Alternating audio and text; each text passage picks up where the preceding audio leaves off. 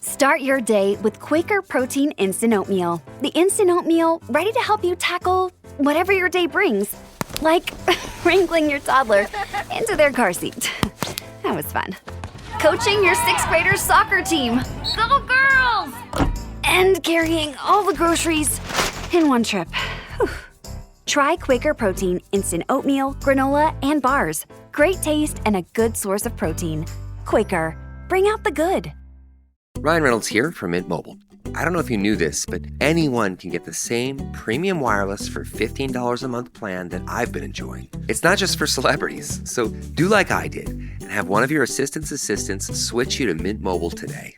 I'm told it's super easy to do at mintmobile.com/switch. Upfront payment of $45 for 3-month plan, equivalent to $15 per month required. Intro rate first 3 months only, then full price plan options available. Taxes and fees extra. See full terms at mintmobile.com.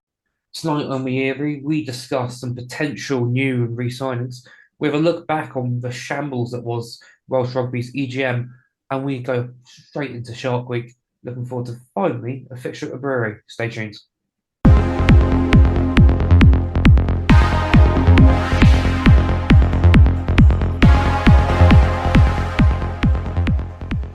Good evening, ladies and gentlemen. I'm joined once again by Jack and Grant. How you boys doing? A long time. Yeah, it's been a while, mate. I'm good. Surviving. Yeah, doing well. Yeah, we nearly got everyone back together, mate, at the same time. Josh had to no-show as always. Has he not scored any points as a fly half?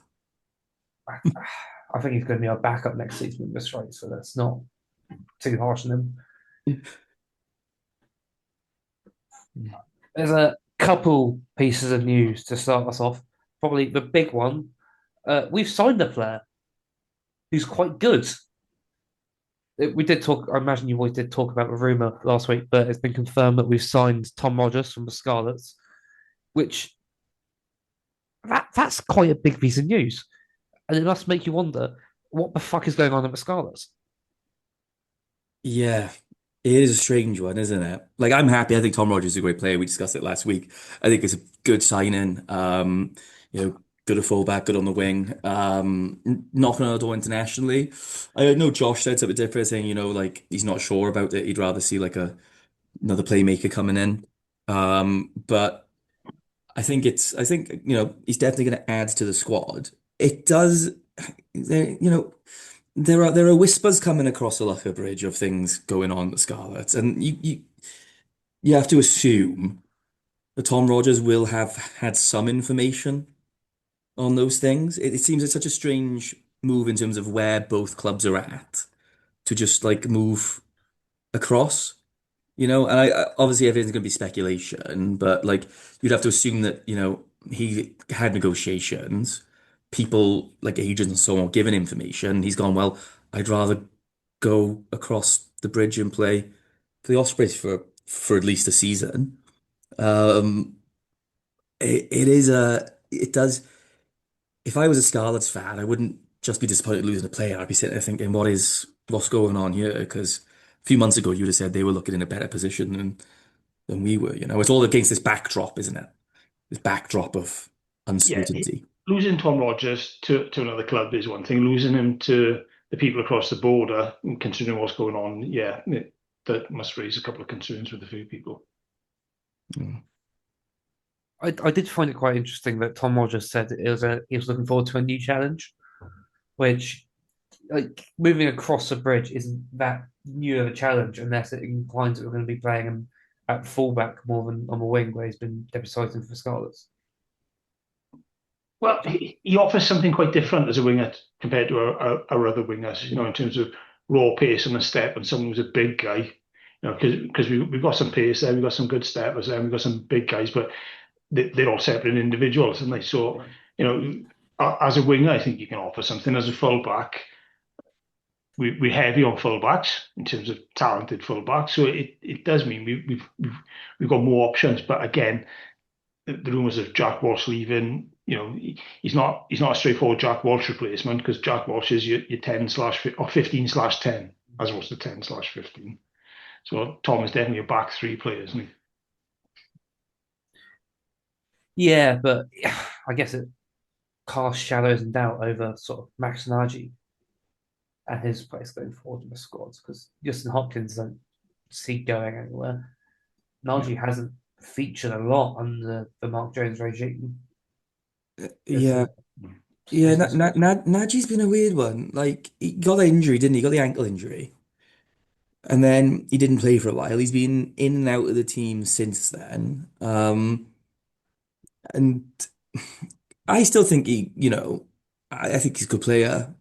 And I wouldn't be quick to get, I wouldn't necessarily, I don't know how to put this guy on, like talking about people's contract situations and so on. It always feels very insensitive. But like, I don't think it would be fair on Nagy to put a question mark over his kind of like, future at the Ospreys. 'Cause I think he's just a really, really solid player when he does play. He's a big bloke as well. But I would say that Tom Rogers and him seem quite similar in terms of build, in terms of like aerial prowess. But there's been talk of Nagy at 12, hasn't there? There's been talk of him potentially being a 12. He's played in the centre a few times this season, hasn't he? Oh, have I made that up? No, he's covered centre. Yeah. Yeah. So, yeah, I don't know. I think it's more of a Jack Walsh thing, personally. I think there is probably legs in those rumours by the looks of it, sadly. Um, I think as I don't know about you boys, but I'm just waiting for the news to come out. It doesn't feel like an if, it feels like a when now, if that makes any sense. Yeah. Um, You're probably right. It's a shame. And Jack's a talented boy with a good attitude. yeah. Is he irreplaceable? So it is an interesting one, though, isn't it? In terms of the squad makeup, like where does Rodgers fit in? What are his similarities to other players that are in that squad already? And yeah, because yeah, as you said, you got Yestin Hopkins, who's runs hard, full of heart, really kicked on this season. Nagy, who is always solid. Decent fullback, can cover center as well. Big, tall, decent at the high ball. And Rodgers, I would say, is similar. He's got a slightly, probably bit quicker, better step, I would say. But like, yeah, Tom Rogers always gets a natural comparison to sort of Liam Williams of old. It's very, very similar in how they play. he's not quite as bandy though, is he? I was going to say, what? You can't just say they're both goalless. Don't say that. Hey, you said goalless, I said bandy. No, don't say that. Uh, I didn't say that. as long as they don't as long as they don't both go to a fancy dress as Wilfred Boney, then we're fine. You'd think I don't know if anyone remembers that, I but remember that. Yes. yeah, it was not fantastic. Well, it was actually awful. But yeah, Yeah, let's hope that doesn't happen. Either way, it speaks to something that we're managing to attract players still. yeah, that's You'd like to think, yeah, there should. You'd like to think there should be some news coming from the Ospreys soon. On the back of Rodgers being announced. Okay, what else is coming? That's a big sign in terms of statement of intent. Getting a real quality player just from across the bridge. yeah. It wasn't 6 months ago they were scoring a hat trick against the All Blacks, for crying out loud. Like that's going to be a player who was in some demand if his contract was going around. Certainly. Yeah. It's one of those as well, isn't it? Like as you said, it's really, really positive for the Ospreys, and I know I cast it in like a negative light for the Scarlets, but on the positive is that like they have managed to attract him. Yeah. Yeah, it's just so many questions around it for me now. Like what's been going on behind closed doors, like what's the conversations that have been had? Why have those decisions been made? Why has the player made that decision? Is what the interesting question is, and we'll never know. But it does make you wonder, doesn't it? Like what's being talked about behind closed doors at these clubs and what's going on. You know? Yeah. It's certainly it's encouraging to hear, especially when we re-sign former or current Ospreys legends per se, in the form of Sam Parry re-signing on for another couple of years, which is really nice to see from old Spud. He's been reliable as ever, and he's destined to score another million tries under the posts from 5 meters out collectively. I think when you look at we losing Derry, we losing Jack. Okay, Sam is a figure amongst that squad where they all look up to him. He's massively capable. He's hugely respected. I can see him being our captain next season. Yeah. It's superb news that he's got an extension. He's been match day captain quite a lot so far this season when Jack and Derry have been out already. I can imagine that's going to Yeah. continue into next season. It's natural fit. So when you see when the news about going from 4 to 3 and rumours of the Ospreys going and the players, Ospreys shutting down the training session. Okay, I think the players were looking up to Sam for some sort of leadership at the time, and I think he gave it. It'll be nice to. Imagine he'll be starting and finishing his career in the Ospreys jersey. That's all you really want from him. Great club dad. You starting to continue to see him go on. Yeah, not quite starting, but yeah, he's been here forever now, isn't he? It does feel like he's been here as long as I've been alive, which You're only little. yeah. There's one more piece of news this week reported in Wales Online that we've approached the new Castle Red Bulls back, Boeta Chamberlain as a Jack Walsh replacement, which is a weird one. I know fuck all about him. So if someone else wants to take this, then they can go ahead. Well, yeah, I know nothing about him, but based on some of the conversations we had last week, we were saying, if you start, we need a 10. He's a 10/15 rather than 15/10. We need backup for Dan. So you would tick that box. We're also saying that South Africans are reasonably good value compared to anyone else as well in terms of the wage bill. So it looks like he's not having many starts up in Newcastle. So it's going to be hard to attract someone from outside of Wales right now. So maybe if he's looking for some game time and he can cover 10, because we know Dan is going to be away a lot with Wales, he might get a lot of rugby. Yes. I'm not sure, how old is he?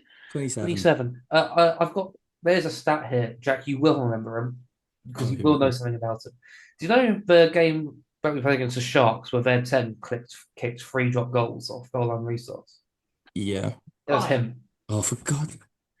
Brilliant. There you yeah, go. Thank you I for the information. I blocked that out. Clearly blocked that out. yeah, I remember that now. Yeah. Look, it's just I honestly, for some reason, I was like the Ospreys need like an experienced fly half, someone who has been there and done it, can bring Dan on. And in my head, I was like, oh, who fits the bill? Who fits the bill? And I was like, James O'Connor. It's gonna happen. 1 year at Leicester. Here we go. Uh, yeah. But Let's we, start we that we need rumor. another 10. Seriously, we need another 10 in the squad. Yeah. Let's get that rumor going. Do you reckon like we can get like everyone on the Global Gamewine Network to start just like DMing James O'Connor come the Ospreys? Well, can we get Freddie Burns involved? Hey, you would think that potentially Freddie Burns would be someone that the Ospreys could go out and get. Maybe. Isn't I he know this playing? is He's completely. out playing in Romania at the moment. Yeah, I Surely know that's the thing, he isn't goes it? into But like, another I Gamma feel like House and Mumbles. yeah, I feel like he's just out there having a good time though. Every time I hear him on podcasts and that, he's just living life to the full, isn't he? I don't know. I don't know how I've sidetracked this into signings that I made up that we could get. But I have. A boy can dream. A boy can dream.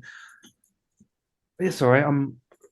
Hopefully we can secure someone in the 10 jersey because Dan, we need to keep Dan fit, and he can't play every bit for us. And Wales, He's going to be away with Wales, isn't he? Like if you look at it, Costello is long-term injured again, isn't he? Like so we need somebody, and Jack Walsh would normally step in, but Jack Walsh may or may not be there next season. So yeah. Do we want to have another season where it's like we've got a 10/15 who's playing 15 some of the season and 10, but he's not getting much of a rest, you know? Or is the idea that Tom Rogers plays most of the time and then the Boater comes in potentially to cover 10 I think, Yeah. but when from needed? Boeta's been playing a mix of 10 and 15 for Newcastle this season.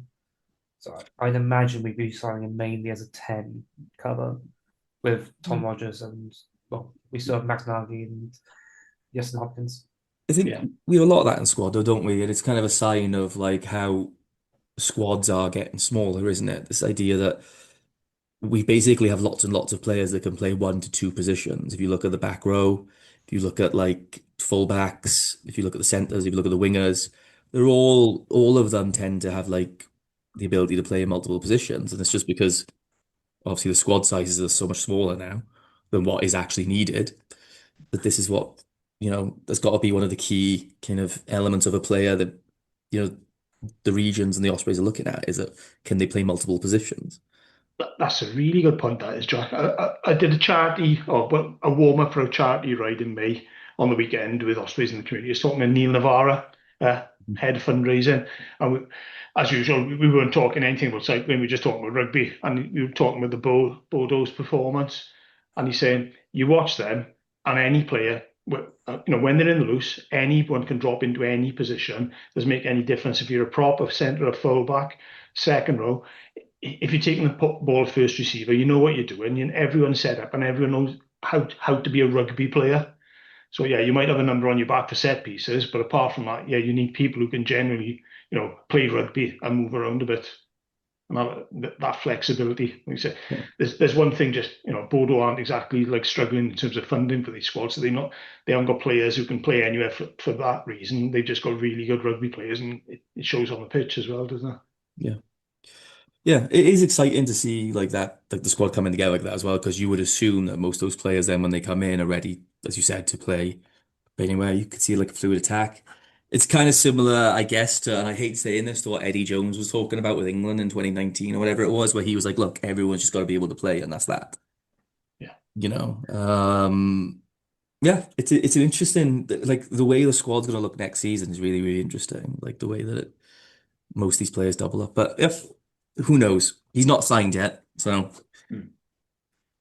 He's not signed yet, or he might be just not been public to true. anyone. Mind you, Yeah, we would have heard of something.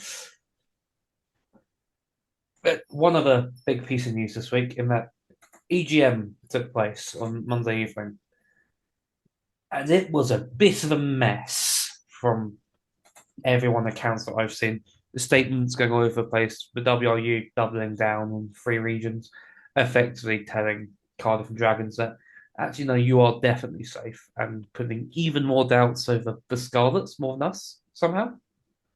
It's been a messy few days.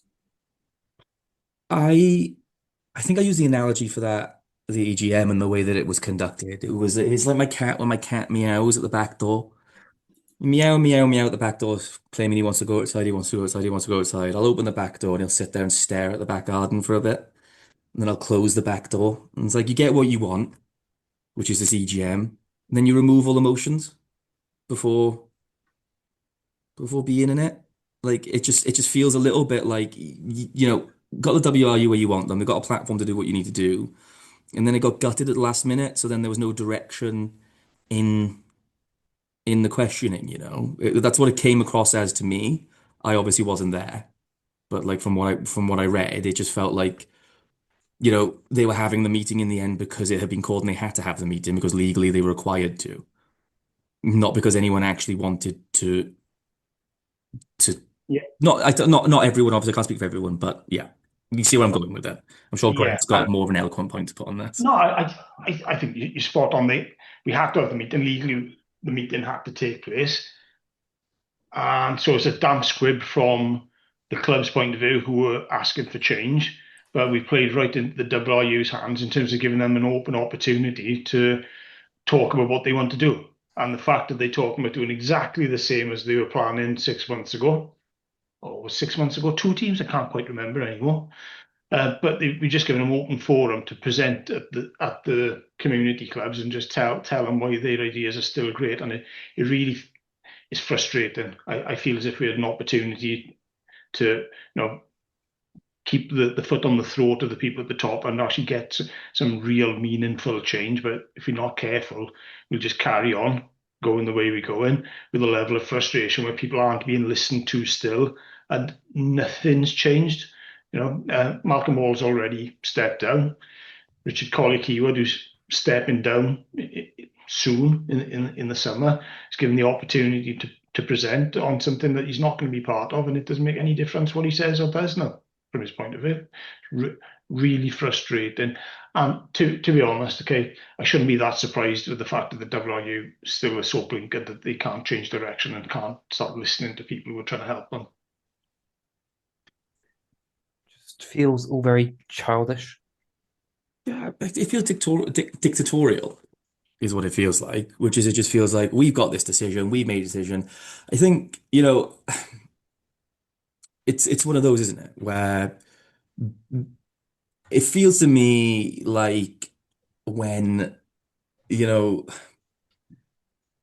how to put this? It just feels like the people who are in the WRU now, they represent themselves and they behave as if they're a corporation, telling everyone this is what we're doing and you can't have a say in it. And that's it, right? And that's not the way it should work. And that's not the way these things do work. And the EGM was a good opportunity to make that very, very clear, which is actually we all have a voice because you are a union and you are not, a corporation. And we understand that you have to have a certain amount of turnover, but that is supposed to go back into us as the clubs, the professional clubs, and the rugby players and so on, you know? Um, and again, it didn't materialize. It didn't happen. And that gives them, and they will use this now, as far as I can tell, to say, well, hey, they already said they'd ask questions of supporters and everyone said they wanted change. When you look at the questions that were asked, they were complete bullshit. Like, they'll use this and again to turn around and say, well, we had all the clubs around the table and they seemed to support what we wanted and no one said anything contrary to that. And that's not what happened, but that is what they are going to frame this as being. I guarantee it.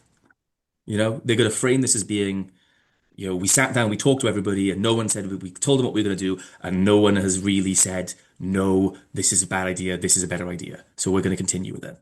That's how it's going to go, because that's the signaling all along. Just because there's not, the vote of no confidence is too late for that, effectively, with one of them gone and one of them going. Maybe too late for that.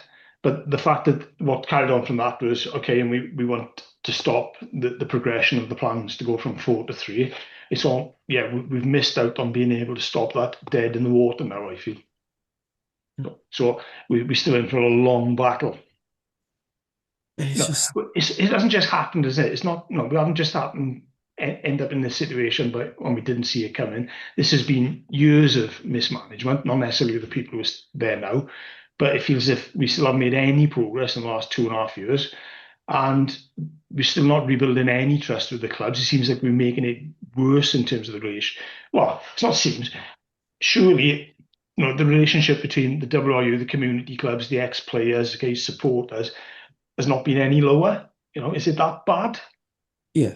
Well, it makes sense, doesn't it? Because the WRU signaling have essentially been like, we didn't fuck it up. The clubs are to blame. Well, the issue has actually been that they've literally just been, underfunding the pathway, decided they didn't want to do that anymore and so on. And they turned around and said, well, it's the clubs that are the problem here, actually.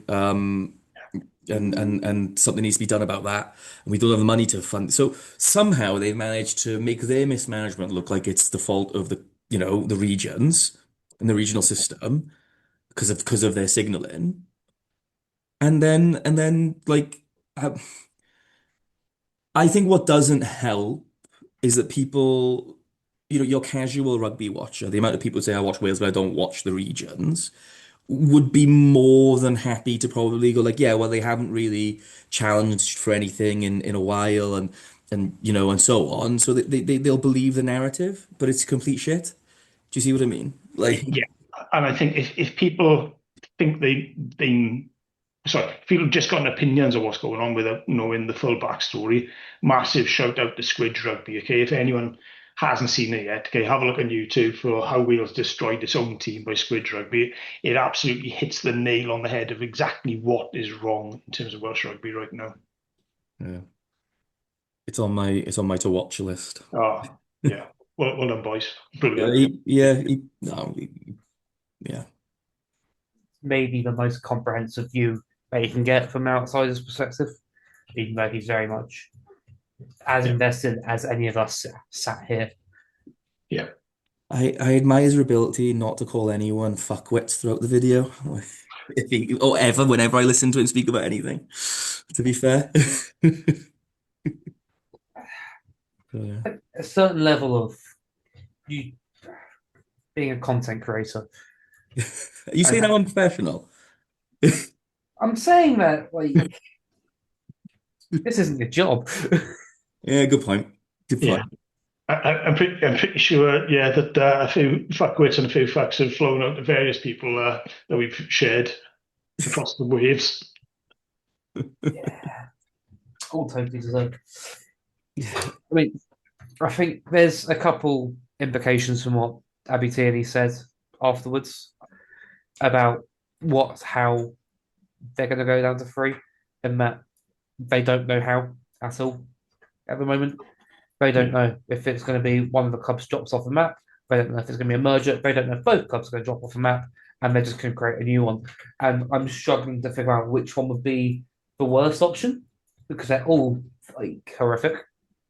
They are all horrific. Quite right, Zach. None of them are right, do they? We doing what's right now, not what's easy. Just carrying on with a stupid plan.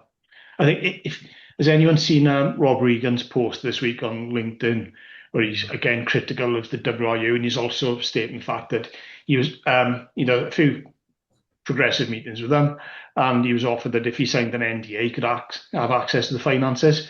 So, he's questioning, saying, I don't believe that we need to go to three. I think we can afford four. And they say, no, we'll share the finances with you under NDA, so you can make your own assessment.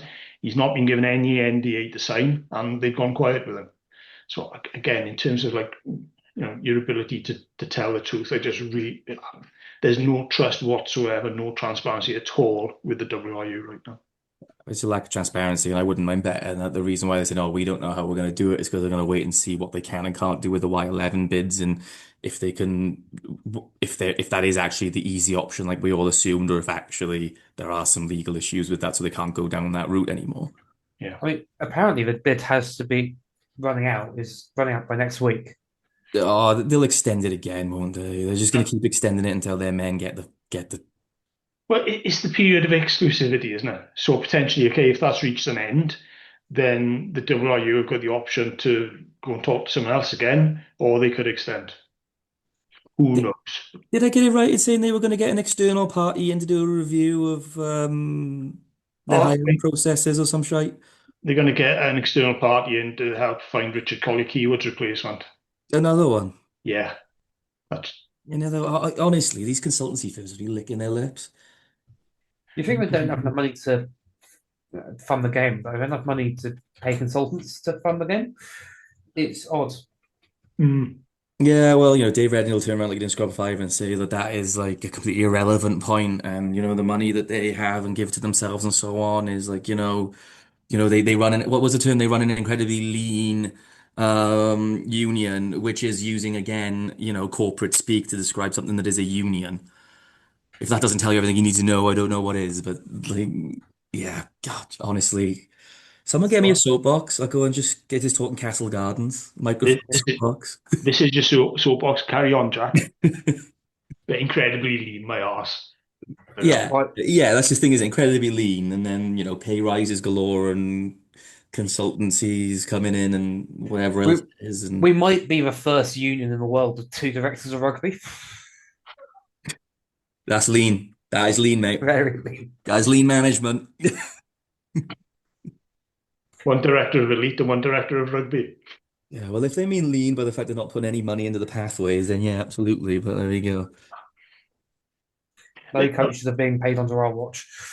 Yeah, we said earlier that you'd love to know what conversations are going on behind closed doors, and surely there's still a hell of a lot of conversations going on behind closed doors with the Ospreys, with Cardiff, with Scarlets, and maybe the Dragons as well. But definitely in the WRU, there's no open door policy there, is there?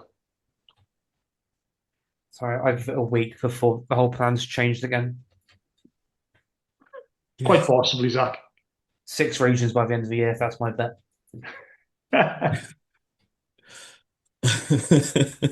One of which is Ealing. Get it right. Literally. Gloucester are joining as well. Yeah. If you've enjoyed the pod to this point, I suggest you give us a like and subscribe on whatever podcasting platform you're using. It'd greatly help us a lot as we go in to look back at the week gone and some community results. There's been some cup finals, I believe there has, Grant. They have. And some outstanding results. If you're of a certain persuasion, right, ignore our last game's results. Go and park. Can you see my screen now? Nope, just seeing you. Oh, come on. Right. Okay. Right. SRC. Aberravon 17, Llandovery 47, RGC 57, Bridgend 14, Swansea 19, Cardiff 36. Pretty poor SRC weekend for the Ospreys teams. Moving on to the Premiership Cup final, most positive result of the weekend. Neath 32, Merthyr 21. Superb result against much fancied Merthyr for Neath. For anyone who's not watching this and is listening, next to that, Grant has put in superb win beneath with the Maltese cross. So I wonder where his colours are. Well, we're an Ospreys podcast, okay? We're not there to support Merthyr, are we? Directly. Is that You got one of the founder clubs in there. I watched the game on TV. It's good coverage through the weekend of the finals. The one thing that stands out for me is there was a TMO used for the game, and you don't normally see TMOs at Premiership level. Okay, picked up. Well, there were 3 yellow cards for Merthyr. 2 of them probably wouldn't have been picked up if it wasn't for the TMO in terms of high challenges, in terms of head contact, and a try which would have been disallowed for a linesman putting his flag up in the air. When they watched the replay, guy didn't go out of touch. So yeah, if it wasn't for some good officiating standards, does not, again, you don't say that very often, okay, then it might have been a different result. So there we are. I'm off my Neath promo box for now. Well done, Neath. Championship Cup final, Bedwas 38, Bridgend Athletic 29. So tough day for Bridgend Athletic against Bedwas, who sort of dominated the Championship East.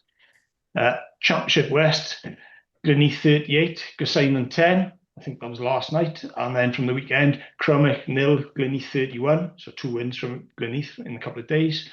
Gosainen 19, Amherford 43. Newcastle Emlyn 14, Bonamine 14. Tartar Steel 64, Aberystwyth 12. Tondi 41, Gowden 19. And finally, Trebarnos 25, Kenfigill 23. So Bonamine more than likely to just walk away and take the title and earn promotion from the Championship West.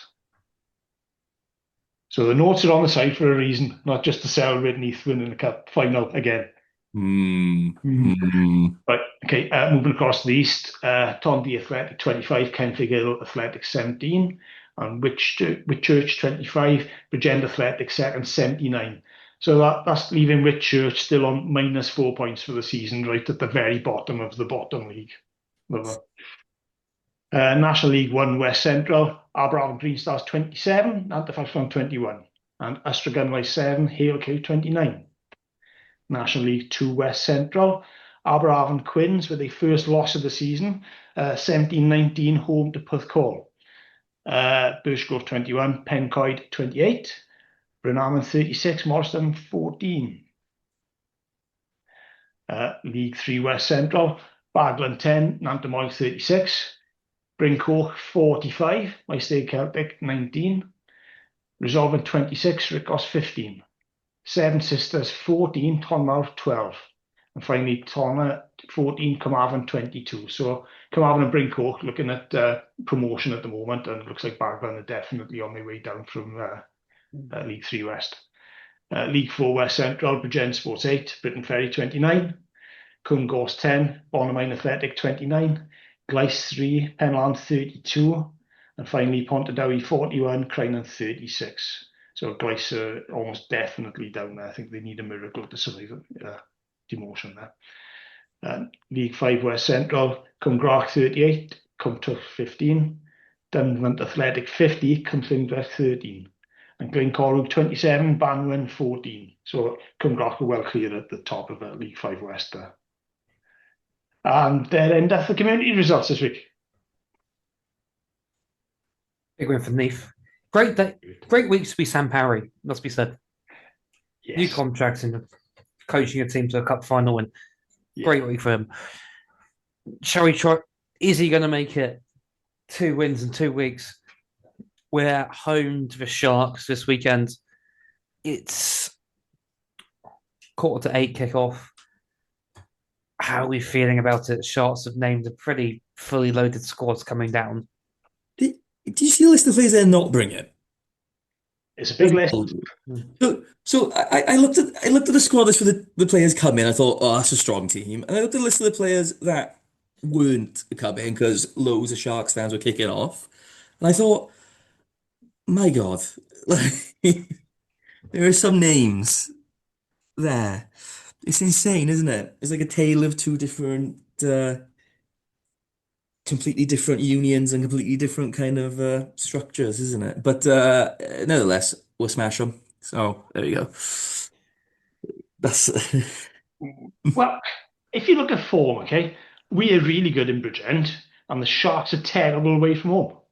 Absolutely terrible. And when you look at the number of players who aren't travelling with them, then if there's a time to beat them, now's the time to beat them again. I think the term is they don't want it.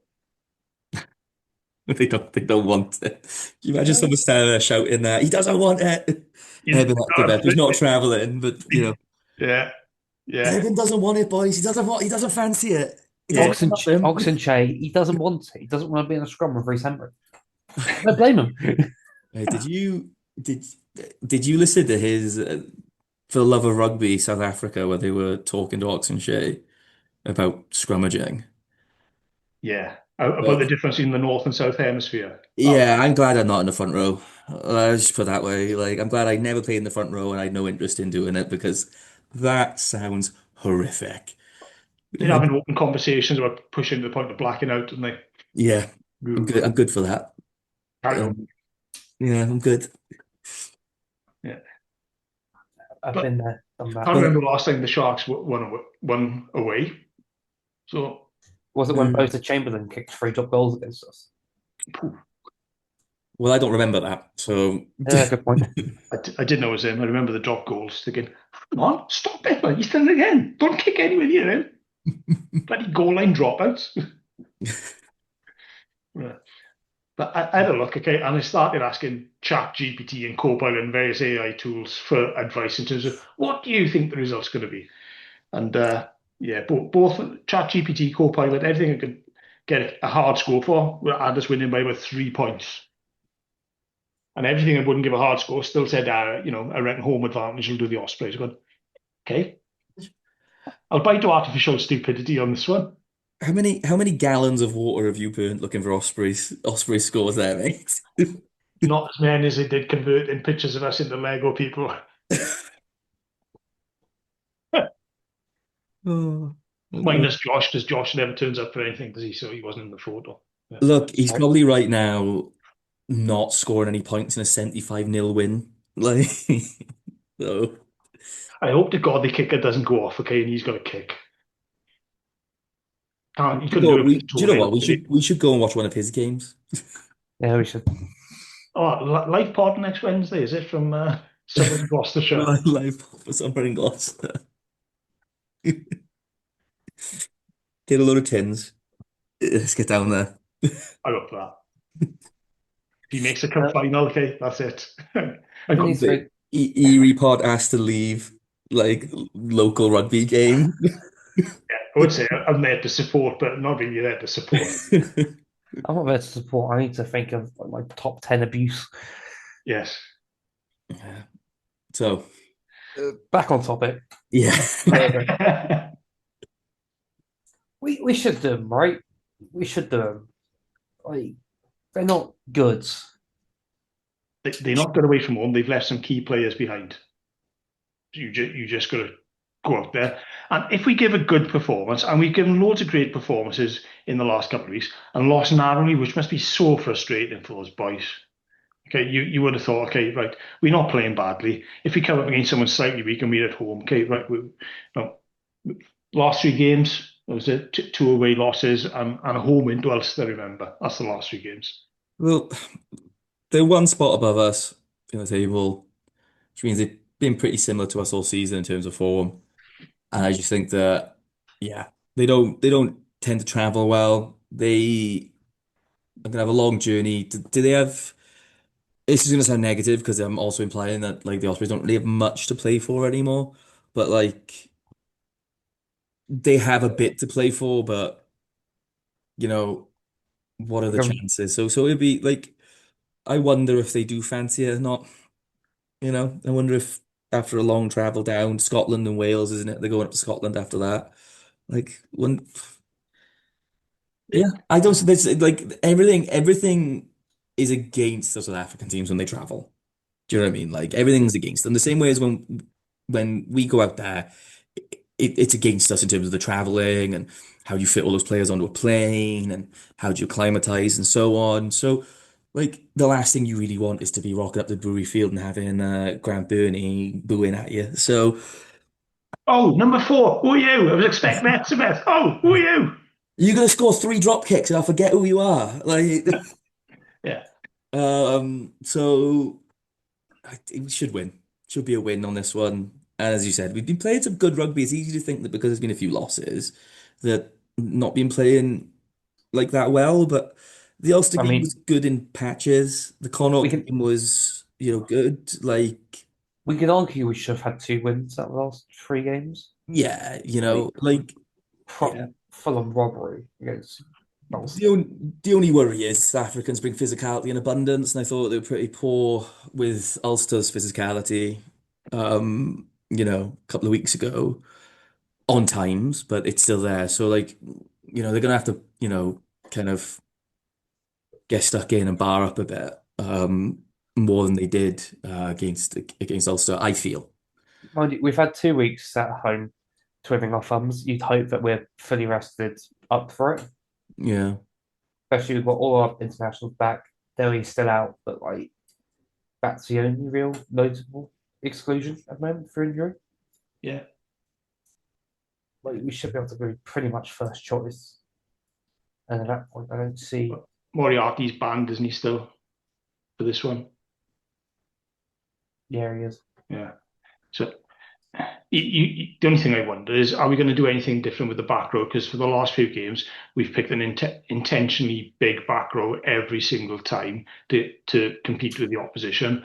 Are we going to continue with that, or is it like, well, you might as well roll the dice now? We need 4 point. Well, we need four tries from every game. We've got to hope results go away and scrape into eighth. So do we go all out dynamic back row and do something different? I don't know. I'd love to see Morgan Morse be given more of an opportunity. It felt like he's barely gone any minutes this season. Well, yeah. Yeah. Was you reckon like Morse at eight or at six or Jack at More, six, Morse at seven, I think it has to be Morse at eight. Morris at eight? I'd like to see him at eight.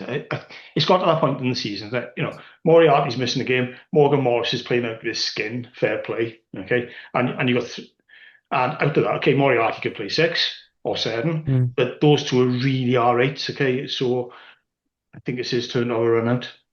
Feels like it's not just like taking it in turns, but he needs a his ceiling is really high, and we keep on looking at other teams, and you're talking about the way France are performing, and the youngsters have probably had twice as many first class minutes or professional minutes as our youngsters. So, Morgan Morse needs some game time. He's a lick, and he is the sort of player that will create a try out of nothing, though. Yeah. And I feel like that's just something we can really use. He was Just also really good against the Sharks last season away. just needs more minutes, doesn't he, in Yeah. general? Yeah. Like he's not like I'd have thought he would have played more this season than he has. Um, yeah. So I don't know, as you said, Morgan Morris is playing out of his skin. Like he's playing so well. Like, can you actually drop him? Be Back hard. row, back row of Jack Morgan, Morgan Morse, and Morgan Morris would That's what, is that's what I'm thinking. that is it's on my tip We, of my we've got tongue. we've got the back row right surprisingly often, considering we've got so many options in the back row. I don't see that one happening though. I don't see that one happening because I don't see like who you gonna play it. You could play Jack a six and Morse a seven, and then just be like Jack will obviously be the jackal threat as well. We shall see. It's not a bad back row, that is it? Really, it's explosive. Yeah, we're not even talking about Deavesy at the moment. We're not, we got Dave, at 6. Is Ratty okay to play again? I just I don't know. with a little bit spoiled for choice in the back row. Yeah, well, it's only for a couple more games, isn't it? So we should enjoy it while we can. Yeah, Sorry, bringing it down. I just didn't need to. I know. The first half of this podcast was miserable as sin talking about blinking news, right? Apart from even the Tom Rogers is like, oh my God, we might be losing Jack. What about 10? Okay. No, this should be a real positive conversation now in terms of, right, how are we going to dismantle the Sharks and, put them to the sword and undermine any little bit of confidence they got going away from home. That's what we should be talking about. Have I just had to tell it off? No, I'm trying to be. It's like Josh is still here. Hey, I've smiled a bit more. Aim it back at Josh again. And I'll tell you this now, I reckon if I was playing fly half, I'd score more points. That is a claim that I don't think you want to do. I don't know, mate. Crash 4-10. Well, I can't score less, can I? No, you can't. So, like, It's a draw before you start, isn't it? yeah. I can only come out of this looking good.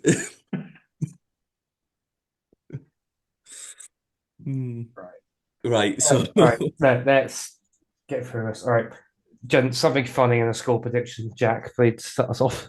I'm gonna go with the Ospreys by 3 because ChatGPT told Grant who told me. And my something funny. Oh. Uh